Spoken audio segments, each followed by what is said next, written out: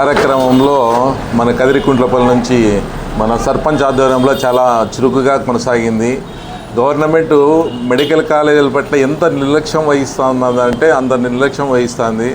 దానికి వ్యతిరేకంగా ఈ కోటి సంతకాల కార్యక్రమం జరుగుతుంది. దాంట్లో భాగంగా కదిరి మండలంలో ప్రతి పంచాయతీలో ఉన్న ప్రతి ఒక్కరూ చాలా బాగా స్పందిస్తూ ఖచ్చితంగా ఇది గవర్నమెంట్ హ్యాండ్ ఓవర్లోనే ఉండాలా, ఈ కాలేజీలన్నీ ప్రైవేట్ పరం చేయకూడదు అనే ఉద్దేశంతో ప్రతి ఒక్కరూ కాకపోతే తెలుగుదేశం కార్యకర్తలు కూడా ముందుకొచ్చి సంతకాలు పెడుతున్నారంటే అర్థం చేసుకోవాలా. ఈ గవర్నమెంటు ఖచ్చితంగా ప్రతి పేద విద్యార్థికి న్యాయం జరగాలంటే ఈ మెడికల్ కాలేజీలన్నీ గవర్నమెంట్ ఆధ్వర్యంలోనే నడవాలా. ప్రైవేట్ ఆధ్వర్యంలో జరిగితే కొంతమంది కార్పొరేట్ వ్యక్తుల చేతుల్లోకి వెళ్ళిపోయి డొనేషన్లు కట్టాల్సిన పరిస్థితి ఏర్పడుతుంది.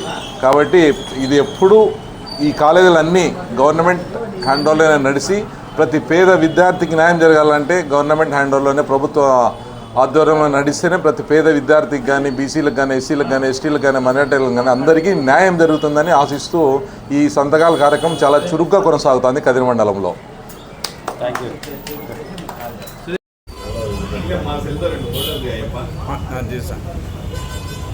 నేను తీసాను, మీకు పంపిస్తాను.